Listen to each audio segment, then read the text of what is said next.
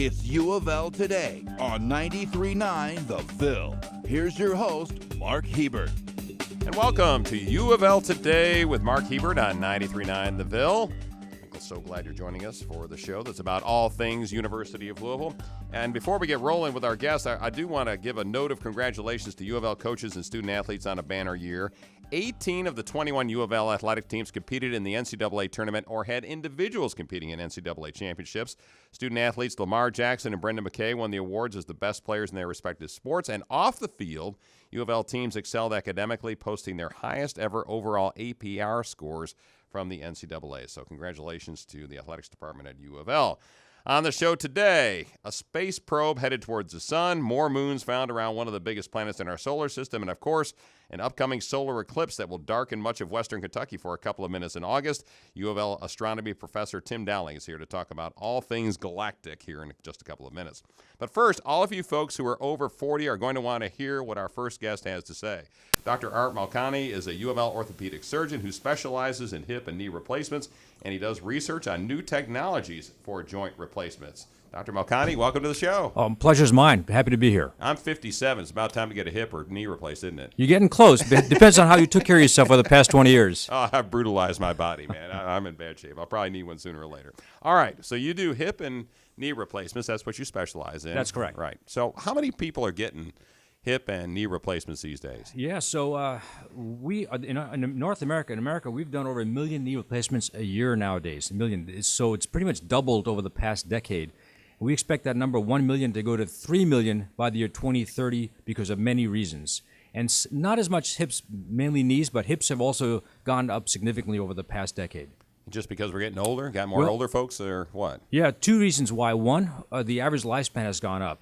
So if you asked me 10 years ago, someone who's 85 years old, will you do their hip or knee replacement? I'd say, are you kidding me? No way. They're 85 years old. They're going to die soon. What's the point of doing a hip replacement, right? And nowadays, you've got grandma. She's 85 years old. She lives by herself. The daughter's in Florida. The son's in Michigan. And she has to drive, things like that. So it's quality of life. They're healthy. We're living longer. And that's why people need to have function still. And the second reason is we're getting too obese as a society. So 40% of Kentuckians actually are obese. And so because they're so heavy, what happens by the time they get 50 years old, the tread and the tire's gone. They're wearing out the cartilage. So the younger group also needs to have joint replacements done earlier. So wow. Two groups. Okay. I didn't even think about that. Oh, that's the bulk of my practice is now, about 10% senior citizens in their 80s, and another 15% of younger people I would have never thought needed joint replacement. I did someone who's 38 years old, and she weighed about 300 pounds from the time she was 20 years old, and unfortunately, it takes its toll on your body. You don't realize that. Wow. I didn't even think about that. We're talking to Dr. Art Malkani from the University of Louisville. He's an orthopedic surgeon, and he does replacement surgeries. When did you start doing hip and knee replacements? So I was excited. Everyone has mentors in life. So I had my own mentors that made it so much fun for me what I'm doing in life, and we enjoy what we do. And to give people their function back, get rid of the pain, give them quality of life is so exciting. So I came out of the Mayo Clinic in Minnesota, and that's a total joint mecca. So I've been here since Louisville about 23 years now doing hip and knee replacements. And okay. I'm mainly based out of UofL and also a Jewish hospital. Right. And the technology has really changed from the time that you started doing them 23 years ago. What are we looking at now in terms of what they're, these joints are made out of, and some of the technology that you're now using? That's probably the best question that you can ask. It has to do with things have changed so much over the past 20 years in terms of technology. Implants are durable now. They're made from 3D technology. They're actually printed technology where we use like porous, it's called porous titanium. Bone thinks it's bone, so bonds to it. So it's a permanent bond. The bearing surfaces are now made of ceramics, of liners that are so durable. I mean, I have patients out 18 years, 20 years doing well with their joint replacements. Now, having said that, if you gain a lot of weight, if you get too big for your frame, you're going to wear it up a little bit faster. But I've done a police officer that does triathlons. I've done patients who are so functional in life. It just alleviates your pain to allow you to do what you enjoy in life. But the implants especially are so durable in the attachment sites that it all has to do with technology. For example, you can have an amazing machine-made part that's just precise, but you have human hands putting it in. Well, unfortunately, that can lead to some minor errors. We're good surgeons, but the technology makes us better. For example, I did a knee replacement that the patient had to have a part put in at a 5-degree angle in one way, 14 degrees in another way. In space, it's hard for a human brain to do that. But when you have a robotic technology, it won't let me do it unless I'm in those parameters. It won't let me put it in unless it's perfect. So technology has made us better surgeons. So I've got several questions out of what you just answered there. Number one, what were these replacements made out of 23 years ago? You really want to know? Titanium now. You really want to pigs? But they used I'm to guessing. I don't know. I have no idea. The first were stainless steel, which would break. And and the bearing surfaces were what they call sterilized in air. So you cut an apple open, turns brown. Well, over time, these bearing surfaces broke down really fast. So now they're radiated, they're sterilized in nitrogen, and they're called many technologies that can improve that. And the implants are made of titanium, which is durable, and it's called highly porous titanium, so it's really durable.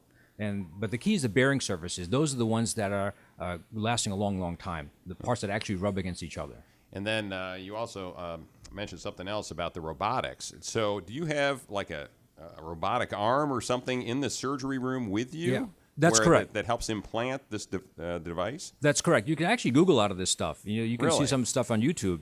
It's pretty neat. Okay. So I'm actually teaching about 100 surgeons how to do this in a video. We just took video of this. So what happens is it's a robotic arm that I use, and I'm doing the surgery, but it won't let me deviate. It's like you driving a car from St. Louis you use GPS, tells you where to go, but you can go off on the side of the road. Well, this won't let me go. This won't let you go off the side of the road. It won't let you. You have to go in the target Put the that you airplane have. on autopilot. Exactly right. Think of it that way. Okay. It won't let you deviate from the game plan. Okay, and so it's a very precise way that it puts the knee or the hip in at a certain angles. Oh, absolutely. For example, if your anatomy, you suppose your hip is an angle of 45 degrees. If I put it in 55 degrees, that hip's going to wear out faster for you. I need to put it in the precise to match some of your anatomy. So this is what it does. It provides precision technology that improves longevity. And because I don't have to see everything, because the robot knows where things are in space, my exposure is a lot less, so it's less painful for you. You bounce back faster. There's significant advantages. How do people know if you are ready for a knee or a hip replacement? Oh, yeah. So I encourage people to basically do all non-operative things first. Try medications, try shots, lose some weight, do some physical therapy. If the function of their life is poor, where they can't walk the dog, they can't put their shoes and socks on, they have a hard time sleeping at night, basically it's pain. We do this to alleviate pain in life. It gives you quality of life back. So people know when it's time to get it done. You failed all the non-operative things, and if you're still hurting, then you're ready. And you said that some doctors had done these surgeries on triathletes and others. So I'm 57, I still bowl, I still play softball. If suddenly my knee deteriorates and I need a new knee, will I be able to go back out and play softball and keep bowling? Well, that's the whole thing. I've done people who downhill ski, who play softball. So absolutely, you can go back to what you were doing. That's the whole idea. These implants are so durable. You have to do the right things too. You can't be doing crazy things, jumping off trucks and all that stuff, And so you got it. Common sense. You can't be a stuntman in Hollywood, huh? You want to try to act your age a little bit, yes. Okay.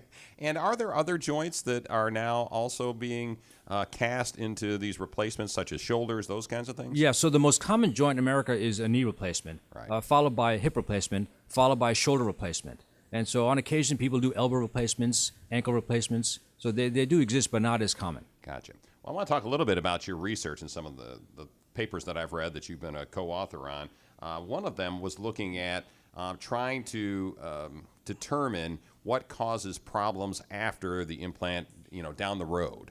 So what are you finding in your research? What are you looking at in your research, and what are you finding? Yeah. So the reason it's important to do this is that if we can find out why these things break down, we can make it better. So we actually have a part of this big research where we send our retrieved sort of specimens, our broken down parts, and send it to a university in Philadelphia that helps analyze some of this for us. And it basically it tells us why these parts break down. So one of the reasons we figured out that these parts breaking down the liner was because they were sterilized in air. So that changed the entire dynamics of how they're made. A whole new engineering division started up, and now the parts are so durable. I can tell you, in a machine shop, these hips can last 25, 30 years now, So, wow. so the research is so important to identify a particular problem. The first decade, implants would break. Well, they solved that problem. Second decade, they would wear out. We're solving that problem.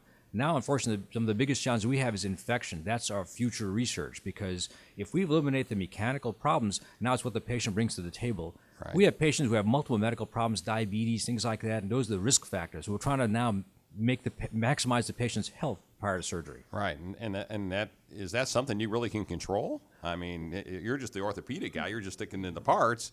Is there something that you can control before a surgery so that when after they do have the surgery, they're not going to get some infection or not diabetes isn't going to cause major problems? Well, because Medicare is growing broke, because hospital systems don't have that many funding for a lot of this these complicated patients, that now the onus is on the patient. We basically will tell a patient, listen, I'm not going to operate on you unless your A1C is below a certain number, unless your BMI, body mass index, is a certain number, because you are 3 times higher in risk getting an infection. So once you explain to the patients and you tell them that, listen, that can of Coke you're drinking, I'm perfectly fine with drinking soda, but can of Coke you're drinking has 45 grams of calories. You got to burn that off. If you can't burn it off, don't take it. Right. So those are the things we talk to patients about, getting a healthy lifestyle so you can be ready for this kind of surgery. What percentage of knee and hip replacements have complications after the surgeries? Yeah, so less than 5%. So you have a complication. Number one complication, for example, in a hip replacement is dislocation. The ball comes out of the socket.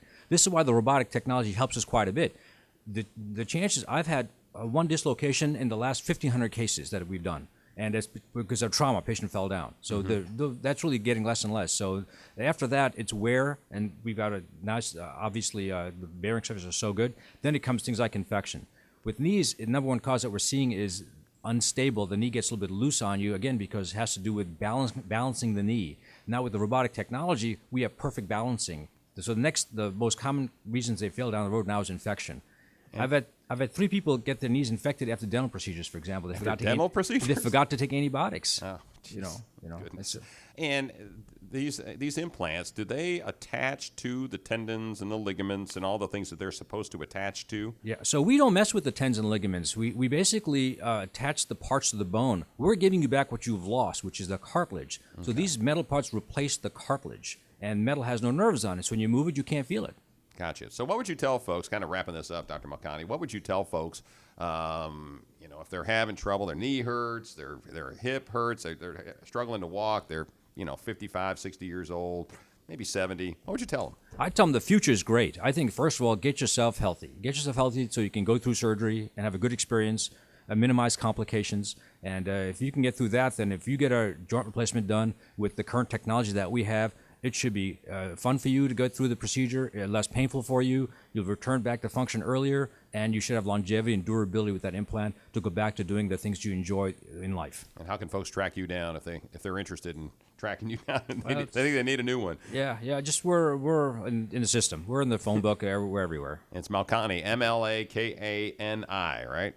That's correct. All right. So, folks, you can track him down if you need to, if you think you need a hip or a knee replaced. Dr. Art Malkani. Appreciate you being on the show, and hopefully I won't need to see you in the next 10 years or so. I've heard that many times. Thank you so much. Sure. All right, Dr. Malkani. Tim Dowling is an astronomy professor at UofL who's been a busy man and an excited man the past couple of months. There's lots going on in space, as it seems like Americans have a renewed fascination with what's going on in the stars and up in space. And Tim, welcome to the show again. Good to see you. Thanks for having me. There's lots going on, isn't there, in astronomy? Yeah, it's like dueling banjos this summer. Dueling banjos? How's that? We've got Jupiter being observed by Juno, and we've got Cassini over at Saturn, and they sort of take turns every week with the new, stunning new discovery. Yeah. Okay. Well, I want to talk first off about the big story that's coming up in August, is the full eclipse, the full solar eclipse. Best one since 38 years. It's just an amazing. It goes all the way across the United States. I think the big story for us is that the epicenter, the deepest totality, is here in Kentucky for the whole global event. And where is that? It's down in Hopkinsville, just next the southern western part of the state. Kind of comes through Paducah, goes through Bowling Green, then heads out into Tennessee. So I'm 57 years old. 38 years ago, I would have been 19 in college. Late 70s. Okay. I don't remember. Yeah, we had a good eclipse in Virginia and Kentucky, late 70s. Was it? Yeah. Okay. I don't remember that. Yeah, just barely. I think my biggest memory, I've seen a couple now, saw one in California. It's the tree shadows. I mean, it's, you have all the other things they talk about. If you're in totality, you can actually look at it safely for a brief few minutes. You need to have glasses, otherwise, etc. But it's things that you don't expect, like the shadows made by trees. every single little nook and cranny of a tree shadow has an eclipse image in it. So you have hundreds of eclipse images under every tree. And kids, kindergarten, first graders can go grab their mom's colander, spaghetti colander, run out and have, dozens of eclipse images. It's a really easy pinhole camera to make. Just grab a colander. Oh, that's kind of cool. And Yeah. just put it on the ground. Or Yeah, you put- or just shine it on your sister or anywhere, anywhere. So, what would you recommend for folks? First of all, describe when we talk about a total solar eclipse. What is it? I mean, I think most folks nothing understand much, it. more or less than a shadow. So the moon shadows this very long pencil that's usually in space somewhere and rarely goes across the Earth. In fact, it's only every year and a half that we have a total eclipse somewhere. But if it's your own backyard, if you want to do a personal account, it's 375 years between total eclipses. So it's a very rare event, and it's a very beautiful event. So you want to make a little bit of effort and get down to the totality. Now, if you stay in Louisville for one reason or another, you'll get about 95%. The whole entire state of Kentucky is 90% or better. So that's great. But the problem is, until it's gone into a total eclipse, you can't actually look at it with your naked eye. Right. So you have to have the funky glasses, right? Right. Sunglasses are not good enough. You can use welder's glass if it's grade 14. Or you can buy very inexpensive. I have a pair in my pocket here, a very inexpensive eclipse glass. It looks like cardboard with some see how dark sunglasses in it is? I Yeah. can't see you through it. Yeah. They're incredibly dark. Eclipseglasses.com. I think since there's going to be a big demand, you probably want to order them now. But they're very inexpensive. But you need special glasses to be able to look directly at it. Otherwise, you Why have to. is that? It's because the sun is so bright. It's a star. So within a second, you'll burn your retina out. You'll see red, and there's no surgery that can restore your eyesight. So you can actually lose your eyesight in a matter of just over a second. You're kidding. So yeah, it's extremely dangerous. So you can't ever look at the sun, even a little bit of the sun that's partially eclipsed. So that's the dangerous part. But the beautiful part is once it's in total eclipse, if you make the effort to go down to Hopkinsville, Paducah, Bowling Green in there, and you're actually in that 2 minutes and 41 seconds of total eclipse, then you can look at it and you can see something you can never see in any other way, which is the corona, which is this gas that's at 1,000,000 degrees. It's 1,000,000 degrees. It's 100 times hotter than the surface of the sun, and it's streaming out enormous in all directions, and you can see that with your naked eye. It's just, it's visceral. I mean, you get connected. The other thing is these celestial bodies are moving all the time, but you don't see it, you don't feel it. But with an eclipse, you feel it. You're part of it. It's very three-dimensional. Suddenly, you're just connected with the sun immediately. It's a very personal experience. We're talking with Tim Dowling, who's an astronomy professor at the University of Louisville. We're going to talk about a few other things out in the stratosphere here in just a couple of minutes, but I do want to go a little bit more on this this eclipse because is it total darkness? I mean, will it feel like it's midnight Yes. if I'm in Paducah, Kentucky? Well, what happens is funny is the birds and the squirrels think that it's going into twilight and darkness. And so they go into their nighttime routine. They have enough time to do that. And I mean, by the time the sun comes back out, the squirrels are in their pajamas. It's really funny. They get quiet. The birds change their tone to a nighttime tone. You see stars. If you're actually in totality, you can see the stars. Really? So, oh yeah, of course we have an eclipse every night when the sun goes down, but this is in the middle of the day. This will be, by the way, don't get confused between Eastern and Central Time. The eclipse starts about 2:20, depending on where you are, 2:30 Eastern Time, but where the eclipse is happening in totality, it's actually Central Time. So be careful not to Right, confuse because Bowling those. Green, Paducah, Hopkinsville, they're all on Central Time. They'll be on Central Time, so it'll be 1:20 Central Time. And what's the date of this again? It's August 21st. It's a Monday. So it's actually the very first day of school at the University of Louisville. Good luck. I guess you're not going to be teaching a class that day. No, You'll be I somewhere in teach Western Tuesday, Kentucky. Thursday, so I'll be down there, yeah. And my suspicion is all the astronomy classes that are scheduled for that Monday will be off as you and your colleagues travel to Western Kentucky. Some of my astronomy colleagues have tried to talk the university into skipping that day, but I don't think they're quite going to carry no, that. I don't think they're going to change the schedule just for a bunch of astronomy professors, but maybe, I'll be there. I'll head down there probably somewhere. I may go to Bowling Green. I went to Western Kentucky University. Well, so. you don't have to go to where the crowds are, but the emergency managers here in Kentucky are expecting an enormous crowd because we are the epicenter of the global event. Wow, that's pretty cool. And the difference between a lunar eclipse and a solar eclipse, obviously, one has the sun cut in front, Right. one has the moon cut in front. But why doesn't it get dark when there's a lunar eclipse? I guess because you're not seeing the Well, can't see it the happens moon. during a full moon. Right. It's at night, so it's the other. Right. It's on the other side of the. But it's pretty light outside when you see a full moon. Yeah, well, the moon is fairly reflective. You get a lot of moonshine, earth shine, etc. But this is the actual sun. This is our star. This is Right. our star being blocked by the moon, and it's amazing. In the middle of the day, the birds start thinking it's nighttime and the stars come out and it gets cold. You feel it. But I think of all of those things, they're all amazing. The whole thing is very personal. For me, it was always the shadows, the hundreds and hundreds of eclipse images. Because you can't, most of the event, you're not actually looking at the, Right. You're looking at the partial. But you can look at all these shadows, and it's just really, really neat to see those. Guess I need to go get my glasses on. It's very online, eerie. huh? It's got that gray, eerie feel. Well, it'd be similar for anybody who was on the University of Louisville campus when we had that severe rainstorm, and remember when we had the flood in 2009, Yes. and it got so dark. Yes. In the early morning, about 8:30 in the morning. It I has remember that same eerie, it was very weird. unworldly feel. It was just really, really weird. So. But other than looking at the sun, this is a very safe event. All right. Well, let's talk a little bit about the sun. I know you don't know a whole lot about this, but I found this fascinating that apparently the United States is sending a probe towards the sun. Right. What's the purpose of going towards the sun other than trying to burn up a probe?